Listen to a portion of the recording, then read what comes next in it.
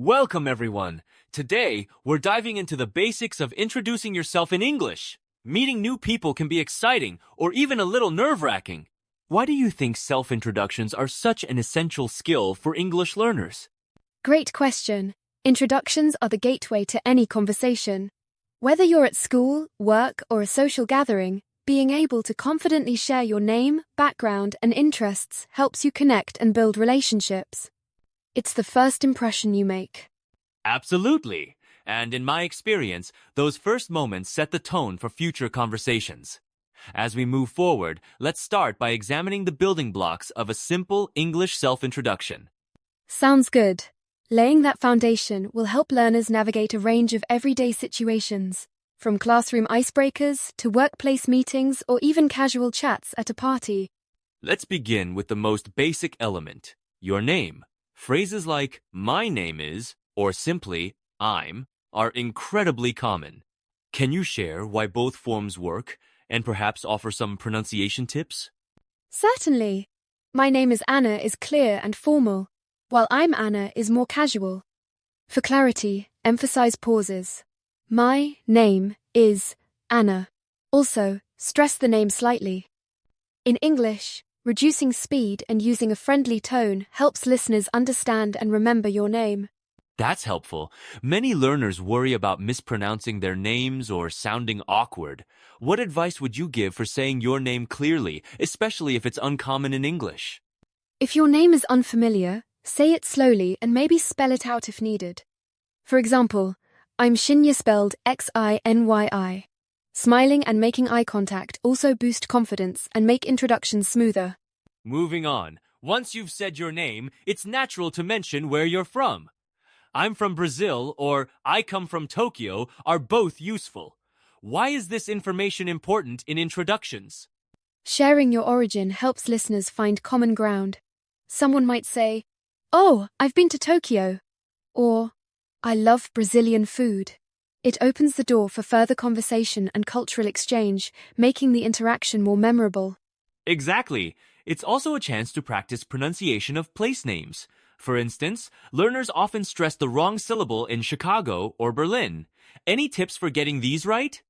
Listen to native speakers or use online dictionaries with audio. Break it down into syllables and practice stressing the correct part like Chicago, not Kikago. Repetition is key to sounding natural. After sharing your name and where you're from, people often ask about your job or studies. Phrases like I'm a student or I work as a teacher come up a lot. What's the best way to construct these sentences for beginners? Stick with the simple structure. I am a job. For example, I am a doctor. If you're a student, I am a student, or add your field. I study biology. Consistent use of the present simple tense keeps things clear and easy to remember. That makes sense. What about people who aren't working or studying at the moment? Should they mention it in introductions? Absolutely. You can say, I'm currently looking for work, or I'm taking a gap year. Honesty and clarity help keep the conversation flowing and show your openness. Now, let's make introductions more engaging by talking about hobbies. How can learners naturally mention what they enjoy doing in English? Use the structure, I like hyone verbing. For example, I like reading. Or, I enjoy playing soccer. This not only shares your interests but invites others to find common ground. Adding a detail, like I like baking cakes, makes it more personal. That's a good point. Can you give an example of a short introduction using hobbies? Certainly. Hi, I'm Maria. I'm from Spain. I'm a teacher, and I like hiking and painting. Practice saying this aloud to build confidence and fluency. Politeness is key in English introductions. Common phrases like nice to meet you or it's a pleasure to meet you are often used. How do these expressions help create a friendly atmosphere? Such phrases show respect and positive intent. Saying nice to meet you with a smile can ease tension and make both people feel welcome. It sets a friendly tone for the rest of the conversation, whether in formal or informal settings. Are there any cultural differences learners should be aware of regarding politeness in introductions? Definitely. In some cultures, people bow or shake hands. In English-speaking countries, a handshake and direct eye contact are common, but always pay attention to local customs and personal comfort. Let's pause to discuss a key grammar point, the verb to be. It's everywhere in introductions. I am, she is, they are. Why is mastering this verb so crucial for beginners? The verb to be acts as a connector in English. It links people to their identity, job, or location. I am Anna. I am from Brazil. Getting this right builds clear, grammatically correct sentences, forming the backbone of effective introductions. Some learners confuse I am with contractions like I'm. What's your advice for switching between them? Both forms are correct, but I'm is more casual and common in speech. Practice both so you can adjust based on how formal the situation is. Listening to native speakers helps you get comfortable with these variations. Pronunciation goes beyond just saying words correctly. How do rhythm and intonation affect the way we introduce ourselves in English? Rhythm and intonation add meaning and emotion. For example, a rising intonation at the end I'm Anna can sound uncertain, while a steady tone I'm Anna shows confidence. Pausing between phrases helps your listener follow and remember what you say. Do you recommend any practical exercises to improve these elements?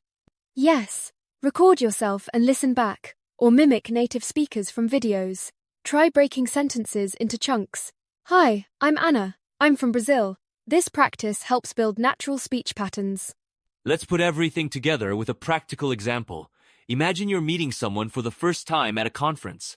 What would a natural self-introduction sound like? Sure. Hi, my name is Daniel. I'm from Italy. I work as an engineer at a tech company. In my free time, I enjoy cycling and cooking. Nice to meet you. That's a great model. Notice how Daniel smoothly connects each detail.